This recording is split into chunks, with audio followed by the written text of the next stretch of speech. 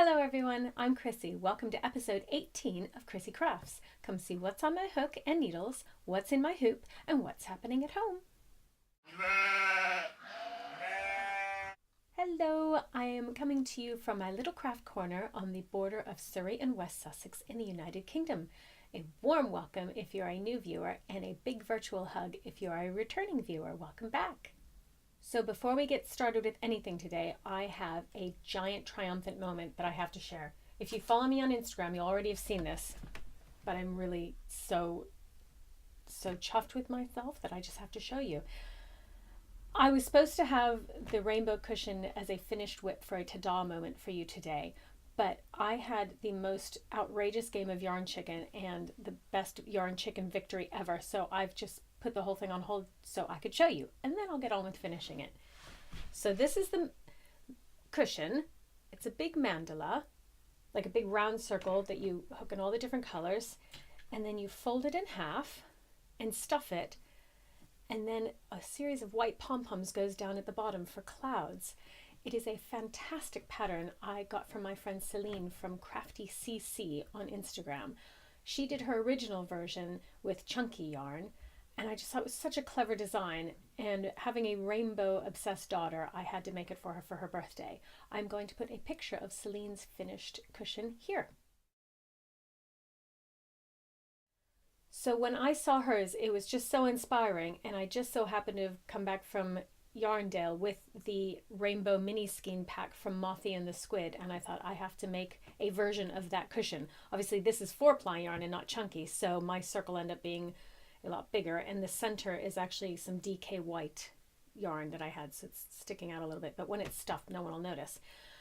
But as I was going around and around, it was going to be a really quick make because the little circles are little and quick, and I was doing half trebles, but the bigger the circle gets, the more the stitches, and oh my word, these last 3 rounds, it was just so boring. I'm such a baby when it comes to crochet and sticking with projects and things. I was just bored. But I kept going, I kept persevering.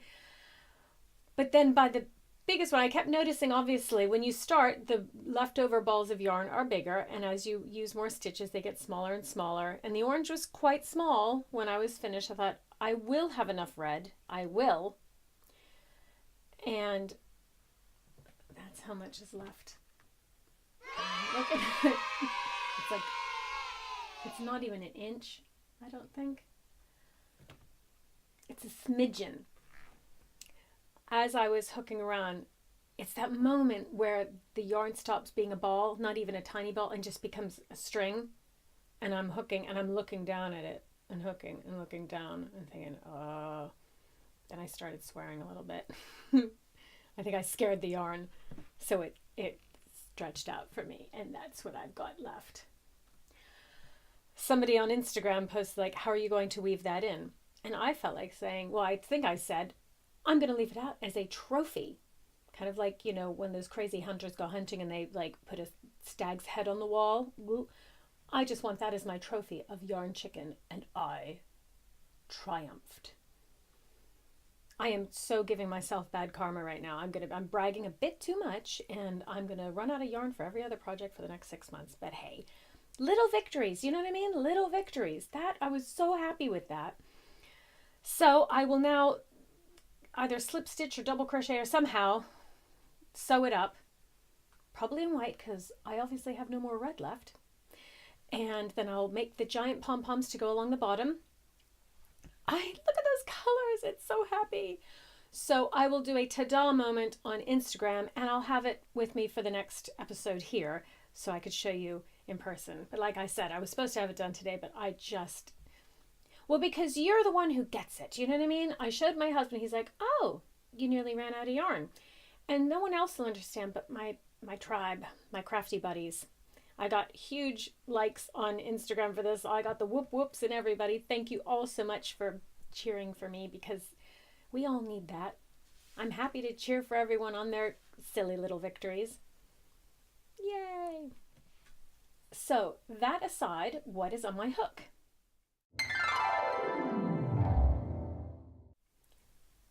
Oh, So first I'll say I'm wearing today because it's cold. It's now winter. Like suddenly within the weekend, it clicked from being a lovely crisp autumn to being freezing and it's winter. So I'm wearing shawls constantly. And this is the Hotel of Bees shawl from the Hotel of Bees crochet along that my friend Sandra from Cherry Heart and Sam of Betsy Makes hosted a couple months ago.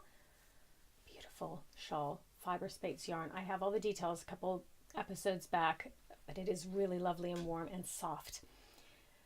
What is next for me? Okay, of course, I have all the Christmas gifts I have to start making, and I have lots of other projects, and I have things I need to finish. But with it being cold, suddenly my little girl is needing a new scarf or cowl, as she would like to have. Her little rainbow hat from last year still fits, but now her little nose is getting cold, and the scarves that I have and stuff, just she hates having to wrap it around and and blah blah blah. When you have a newly 8-year-old, it's just all one step too far. So she just wants to pull a cowl over her head. So everything's put on hold because I'm gullible and I say, yes, dear. And because actually she likes rainbows, and so it's so fun to just stop everything else and hook something for her. So I'm making her a rainbow cowl. This is my seed stitch pattern, which I've made countless times because it's easy and fun. I'll put the pattern details below. Well, where to find the pattern, it's on my much neglected blog. But the pattern's there. It's so easy. And so I measured it up against hers just so it can kind of double over if she needs to. And it'll wrap around her little head. I'm just going to keep measuring it as I go, just seeing how far, because it's being hooked like this. I'm using a size 6 hook, and this is chunky yarn. Oh, look at that variegation. Look at those colors. It's very soft. It's Signet Boho Spirit, and the colorway is Festival. Aptly named. All the details of everything I'm yammering on about today will be in the show notes in the description box below. So it'll keep going around and around, and I'll have a couple color changes, and then she'll have a warm little face on the walk to and from school every day. That actually won't take too long, so it's one of the ones that you can talk or watch telly or listen to things while you're working. It is so quick, just back and forth and back and forth. I like having various projects, some that are thinkers and some that are chatters, and the ones you could do without paying attention are chatters, and they're very easy and very social projects. Some of the other ones I'm doing, I have to think, so that is much slower progress on that. Next up is the very slow progress on my A Good Vintage cardigan. I'm doing a sleeve. I will preface this by saying I've had a really, really busy few weeks. Everybody's always saying they have busy weeks, but I have, and it's left very little time for crafting. We had half term, and we had Halloween, and that's always a really big deal in my house. And then the weekend after, like a few days later, was my daughter's 8th birthday party at the weekend. And then her birthday was a few days after that during the week. And so like I've just been baking and making things and wrapping presents and blah blah blah, party planning. So it's all taken away from my normal crafty things. It was all great fun, and I'll talk about it at the end in the what's happening at home section. But it did mean that this is as far as I've got on the sleeve for the Good Vintage Cardi. Of course, part of this is because I do have to watch what I'm doing, because I'm altering the size of everything on this cardigan, because I'm supposed to increase this about 6 more rounds, and it's already that big, and I'm not increasing anymore because I think it's loose enough as it is, because it's going to be, well, without the bunched up sleeve, I might increase it a little bit more when I get to the elbow. It literally is one of those projects where you hook it a couple rounds and then you put it on to see how it's fitting and hook a few more rounds. So I'm just winging it. Then I'm kind of making notes so that when I get to the end of that, I'll just repeat it on the other side. The pattern did say they gave some kind of big formula on how you can make it so that the stripes match with the stripes across the body of the cardigan. I just, I read it and I thought, that's just not going to happen, because I'm supposed to, the sleeve also calls for 50 rows of that. I don't have gorilla length arms, so I won't be having 50 rows. So I just thought, forget it. As long as the sleeves match each other, no one's going to notice I'm not going to stand here like this with my arms down by my side so you can match up the stripes. I'm all over the place and chatting and moving around all too much anyway. No one's going to notice. I still love it, really. I do. I mean, I love the colors in the yarn. If it wasn't for this DMC Just Cotton yarn in these gorgeous colors, I wouldn't be here today talking to you about it, would I? The other crochet project I am starting, I've sort of started it, is my friend Sarah's By the Sea shawl, Annaboo's house. I have been wanting to start this for ages, and finally I have. I love the tassels. It's like the tassels are like the new pom-pom for me. I just love the tassels. Sarah's patterns are always very user-friendly, easy to follow, very wearable. It's not too frilly or not too plain. It's just, you know, just lovely. I'm not just saying that because she's one of my good friends.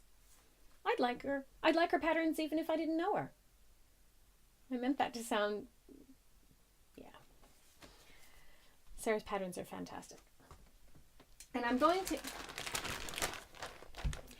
to be making the By the Sea shawl in Sarah's yarns. I have a mini skein. It's just noisy. Just a minute. I have a set of Sarah's mini skeins. It comes as a pack of 5 different colors of yarn, and her details are here and in the show notes below.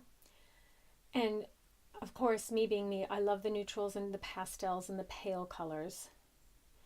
And so these very subtle, you can see the purples and the yellows and the yellows and the pinks and the pinks and the beiges and the beigey pinks, and then there's some bluey bits there. Excuse the boo-boo on my finger. There's some bluey bits and pinky bits there. I started off with mini skeins and I'll just wrap them by hand. I did one. I thought I'm getting out the Yarn Swift and the winder because I hate rolling yarn by hand. Anyway, so that is going to be the By the Sea shawl. So it'll gradually change color as it goes along. I'll show you progress as I make progress. I'll give you updates as I make progress. I have started it, meaning I've made one tassel in the little ball of blue. Sarah, in her infinite wisdom, gave me a tip that I never would have thought of. She said, because I'm going to be changing colors as I go, so it'll start with this color and end with another color. Said make the tassel with this color first and then leave the end enough to make the other tassel at the other end. Because I just would have made them all and then looked at that, oh, I don't have any yarn left for tassels. So there's your first cute little tassel. That's going to be a fun make. Right up my street. Lots of nice colors as well. Now, as I'm trying to knit more, which I haven't, but I'll get to that later, but as I'm enjoying knitting as well as crochet, when I purchase yarn now or get sent yarn now, I don't necessarily want to commit it to one craft or the other when I first get it. I like to decide. So I'm going to have a new section here called What's in the Yarn Gallery. What's in the yarn gallery? The yarn gallery being what's behind me here on the wall. I call that my yarn gallery because it's a nice wall full of pretty yarn. The yarn acquisitions these past few weeks have included a new yarn dyer called Irish Artisan Yarn. It's hard to show the colors on here. It's looking at the camera like it is bright pink or lilac or something. It is so not. This is, I think it's called Shell. There, you can see it a little bit better here by my head. It is the softest blush pink and the softest gray that just almost blend into one another and look like one color. Let me see if at what point does it change? There, it's starting to go really pink. Oh, come on. Come on, camera. No, you just can't. Anyway, it is a beautiful yarn. It is 75% superwash wool, 25% nylon. She's a local yarn dyer in Gray Shot, and she sells her wools online and via Pins and Needles Haberdashery in Gray Shot. Details all below. And she is a lovely dyer. She has loads of bright colors and loads of really beautiful blends. It's worth checking her out. I just really like the soft colors. So she's given me some of this to show you all, and I'm going to make a shawl with it. Next up, a few weeks ago, I received a wonderful parcel from the lovely Deanne of Addie Day Designs. She does a fantastic YouTube channel, Addie Day Designs. She's down under in Australia. I love her voice. I love her accent. I love watching her. She's so cool. She had done some projects with a yarn, an Australian alpaca yarn, and she was talking about it, and she said she had some left over, which are these. Kind of asked if anybody wanted it to try out, because, and I'm so glad she sent it to me. Thank you so much, Deanne, because I've never felt anything like it. It's like a twisted alpaca, so it's really soft and silky, but it also just feels really sturdy, but it's ever so soft. It's different from the alpaca I felt here. It's, I think, because it's twisted, or I don't know how it's, I don't know what I'm talking about. It's just lovely and different, and so those two things together make it a lot of fun. There's another gray here.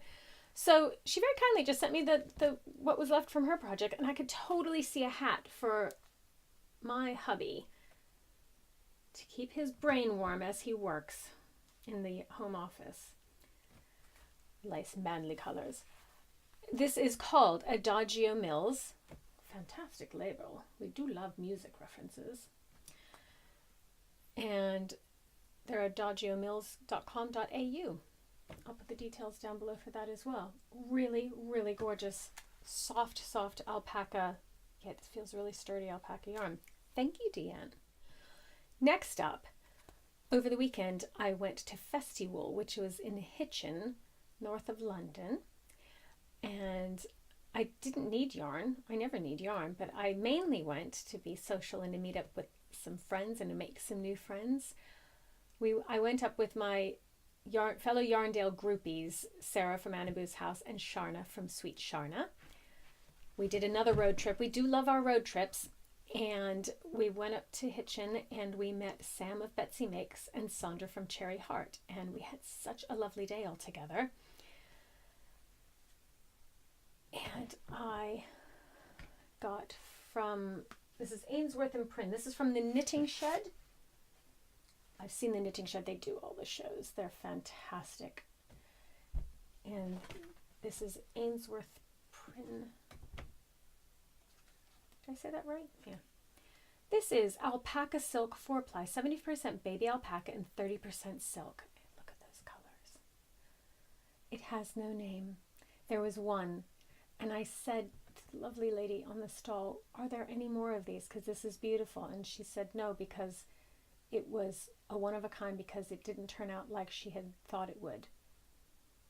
So we called it the beautiful mistake. And I wish she would have made me more beautiful mistakes, because I could see like a jumper or something in that, or cardigan. So pretty, and it's so soft. That will go on the wall. I didn't need that. I should probably hide that because I didn't need it. The main reason, as far as exhibitors go, that I went to Festiwool is because Paper Stories, the lovely Polly from Paper Stories, was exhibiting. Now, I first saw her, here's the bottom of her yarn right here. I first saw her at Fiber East, and I talked about her back then with the episode I did then, that her yarn is just outrageously gorgeous, all named after books, hence Paper Stories. And a lot of the ones she has are Harry Potter themed ones. And I fell in love with my most favorite yarn ever, probably. It was Forbidden Forest. And she had 3 skeins of it left on the stall. Each one looks a little bit different, but they're all the colors that I absolutely love. It's pinks, blues, purples, browns, grays, greens, teals. I mean, really, wine colors. But all kind of soft, subtle jewel tones. So I got 3, here's the third. So I have so much to talk about with this. I've caked the third one already. At my crochet club last night, I sat there while everyone was chatting and crocheting. I was winding yarn. It's fascinating. Look. Oh my God. isn't that the most delicious looking cake that's not chocolate that you've ever seen?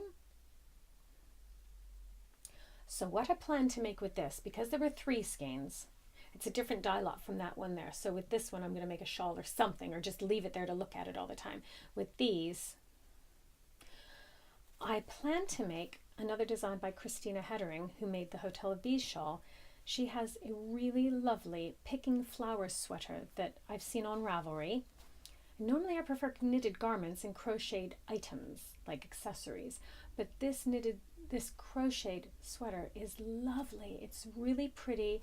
It's quite plain on the front, just a simple stitch pattern, and then along the side on the sleeves is like a panel of a lace type see-through panel with flowers and things. Sam of Betsy Makes made one and Instagrammed about it and talked about it on her videos, and it's just gorgeous.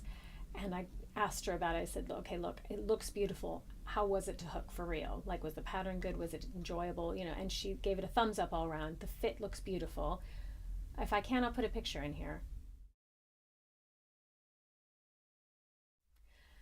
And the lovely Allie from Little Drops of Wonderful and Starry Eyes Allie was wearing the same sweater in a yellow, mustardy yellow color, and it was gorgeous.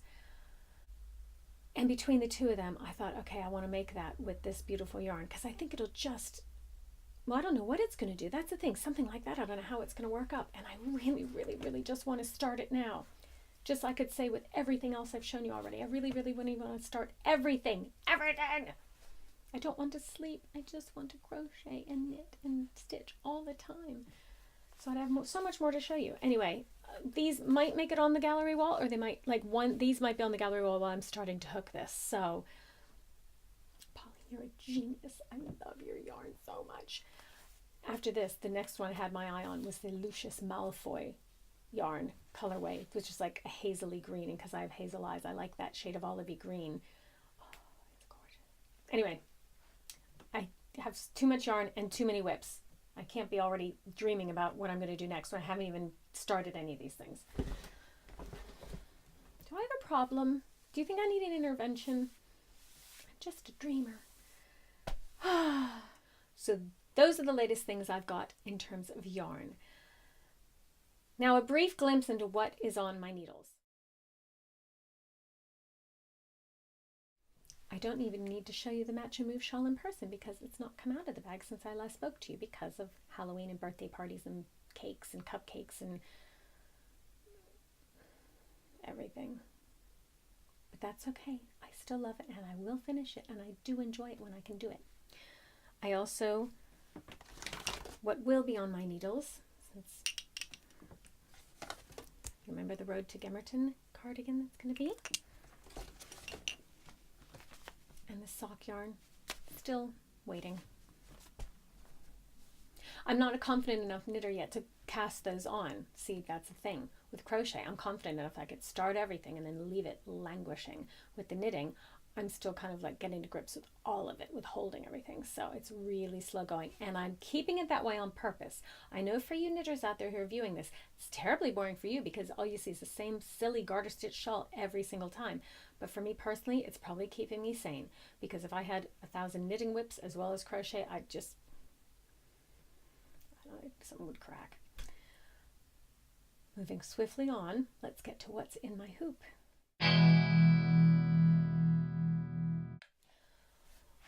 So, as we all know, embroidery is much slower than crochet anyway, and knitting. But I have started, I don't know if I showed you that last time, the little leaves on the autumn wreath. I've added some, there's the berries. These are going to be bright red. They're basically based on the Boston ivy that climbs up my house. When I first moved to our house, or the home we're currently in, I really miss autumns in Pennsylvania, because there's nothing like autumns in Northeast America. They're stunning and red and bright orange and shades you'd never realize.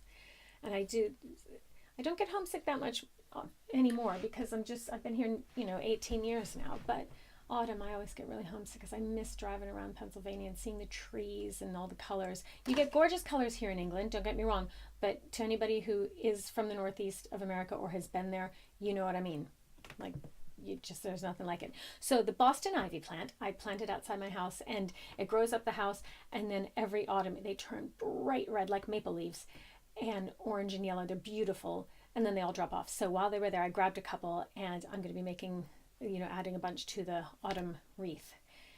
And the nice thing with that project is that there was a neighbor across the road who really enjoys embroidery, and we met last month with a couple of her friends, and I was teaching them a little bit of stitching. Most of them embroider already, but I was teaching them some tricks and some tips and things like I've done in my tutorials here, and they really enjoyed it, and we're going to get together at least once a month. So that will be at least once a month that I will be able to sit and stitch and work on things. I'm really going to try. I've already marked in my calendar for next week. I'm going to do embroidery on this day, because whenever I think I'm going to do it, something comes up, or this comes up instead, I'd rather do this. I'm just going to tell everything else and everybody else, nope, I'm taking at least an hour today, whether it be in the evening, the day, whatever, and I'm going to stitch because I really miss it and I really want to do it. So that's what I'm going to do, I hope. So I have something new to share with you.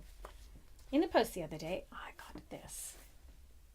Now straight away, that makes me happy. Hello, Chrissy. I like personal touch. I'm a real sucker for good packaging and good marketing. And look at that. Hello, Chrissy, in the big bold letters. Along with all the bills and junk mail and Christmas catalogs, that just put a big smile on my face. And what was inside? I will show you. Wool and the gang have come out with beginner embroidery kits, beginner embroidery kits. And this one is called Knitter's Paradise. They have a bunch of really cute little doodled images, all different topics and things in beginners kits, and you get two sheets of little patterns. Fuzz. You get two sheets of patterns. I'm using one already. You get lovely instructions. So there's pictures of some of the patterns, and you get a couple skeins, 5 skeins of floss, embroidery floss, to make the designs. Now this one came with these very bright colors. I'm probably not going to use all those for these, because a lot of these things are if they were for my kids, because some of the other kits have things for for kids or teens or cool people, and I'm not cool.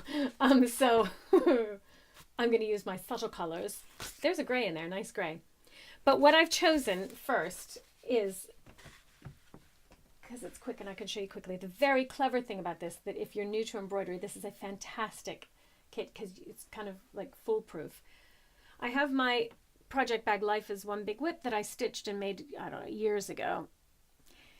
And on the back, I was thinking of putting when I take this to yarn festivals, putting some of the badges and pins that I get and fun things. But I have taken the needle and thread design and I've put on here, I'm starting to stitch it. What you do is, if you choose like the hat, you cut around it and you set it where you want it to be, and then it's sticky. So you pull the back off of it and stick it onto there, and it stays, which is genius, because a lot of times you'll either have to draw it on, which if you're not a confident drawer, artist, or if you're not very good at tracing, it could be a bit daunting. And otherwise, other patterns you have to stitch them on to tack them in place. This just sticks. Fantastic. So straight away you're stitching within like 3 minutes. And you thread your needle and off you go. Then the best bit is when you're finished stitching, it's water soluble. So you just soak it in a bit of water and it just dissolves. I love it. So this will be such a quick little make. And so I'm probably going to put a lot of the motifs all over the back of this bag or on other bags. And they'd be great for little gifts and to personalize little things, a little tape measure and all sorts. I like the little sheep. I don't know, the possibilities are endless. Anyway, that's a fun little kit. That would be a great gift if you're a beginner stitcher, or a gift for someone who you know would like to do some embroidery. Wool in the gang. Details below. So what's happening at home? So it's been a bit of a mad baking season. So we had My daughters, well, we had Halloween, and so I made little cookie cutouts and, Halloween cutouts and let the kids decorate it. The best thing in the world are those little edible markers. Because when you don't have time or you don't want the mess of icing lots of cut out sugar cookies or anything like that, and you don't want kids squeezing stuff all over, it's just, because I had a little Halloween party for the kids. The edible markers are a fantastic way to decorate cookies and let kids decorate cookies and things without it being messy. They're just markers. You know, I was thinking of this at the time. You know the edible glitter that you sprinkle on cupcakes and the edible markers for cookies and for decorating? I mean, honestly, I think glitter and regular markers are probably edible. I mean, I'm wondering, do they what's in them? Like, is there any food stuff in them, or are they just some clever marketing? Somebody thought, oh, these markers, I could just say, these are edible for gourmet stuff. Just saying, just saying. Anyway, so Halloween. Then a few days later, it was my daughter's 8th birthday party, and we went to the Junior Go Ape, those like outdoor Ninja Warrior type things where they climb all in the trees and everything. She loves the woods, and she's a little woodland fairy. And so she wanted just a few of her little friends. She's not one for big crowds, my little one. And so she just had 3 little girls come along, and we took them to the Go Ape thing, and they were up in the trees and climbing all around and having an absolute blast and doing zip wires and everything. So, and then afterwards in the cafe at the place we had birthday cake and hot chocolates and things after. And I made, thank you Pinterest, I made a log birthday cake for her. I knew I could do something like a Yule log or something because I wanted to keep with the woodland theme. So I had looked on Pinterest for different things, and there was this, well, just like I basically copied it exactly, nearly exactly, the log and then the bits coming out. But instead, in my Swiss roll, usually you put whipped cream and things in it, but my daughter loves buttercream frosting. Mommy's buttercream frosting, because apparently no one whips up buttercream frosting like mommy. Thank you. Little victories. It's all about the triumphs this episode. The secret to buttercream, I've said this to you before, just keep beating it. And when you're done with it, keep beating it. And it just gets lighter and fluffier. So that's the only secret to mommy's buttercream frosting and why it's different from everybody else's. I just keep beating it. So I rolled it all up and spread it with the chocolate buttercream frosting, which you thought the regular buttercream frosting was good. Holy moly, this is delicious. But then I did the little, just like on the Pinterest, little M&Ms with red M&Ms, make them into ladybirds with the edible markers that I'm still not sure are like contain any food. They're just edible because you can eat it. And then I took little raspberries and mini marshmallows and made little toadstools, which I later found on Pinterest. So no one has any original ideas. I thought I was clever when I did that, but it's on Pinterest. Basically, you can think of anything. Somebody else has pinned it already. But I felt kind of good about myself for thinking that up. Then I took desiccated coconut, and dyed it green and put that for moss and grass and things. And then, I don't know, it just turned out really cute. It was really fun and very delicious. They all loved it, thankfully. And then in the treat bags, I'd got some woodland cookie cutters. Cut out little woodland creatures in chocolate cookie dough, and they were in the goodie bags with some hair accessories and things, and that's about it. And then after that, I made her, what did we do? Oh, for her class, little cupcakes with some of the chocolate frosting on top for the class on the actual day of her birthday, because her birthday was in the week. And I put some glitter on top. Edible glitter. Regular glitter, I'm sure, is edible. I mean, I've known kids, when I was a kid, people ate glue. You know what I mean? Like kids would eat glue and paste and stuff, so that's all, everything's edible. I'll get off that topic. So yeah, but then after that, I'm a bit baked out now. I had to take a break from baking after that. I had a choir rehearsal and I just didn't get the time and kind of lost the will to do any more baking after baking. Oh, because then said too, on the day of her birthday, the cupcakes for the kids, but then she wanted it. We had another birthday cake because we'd eaten all the other one. So on her actual birthday, we had a coconut cake with more chocolate frosting. I think I'm done. I think that was it. Until last night when I made a lemon drizzle cake for my crochet club. like an hour before the crochet club. I took it there warm because I started feeling guilty. I was thinking, oh no, this time I'll just buy something and I'll get something. But then I always feel a little pang of guilt, like I really should bake. So I did our tried and true lemon drizzle cake. It's in a loaf tin. I'll probably put all the details of all the cakes and all the recipes I use below for any of you bakers out there who need just tried and true and easy recipes. Yeah. So I'm caked out. I'm not really. I'm tired of baking cakes, but I'll never be tired of eating it. So that's all I have to talk about today. I'm going to go get some cake now and try to choose one of these projects to work on a little bit. Which one would you start or work on? I hope you've had a terrific couple of weeks, and I hope to see you again very, very soon.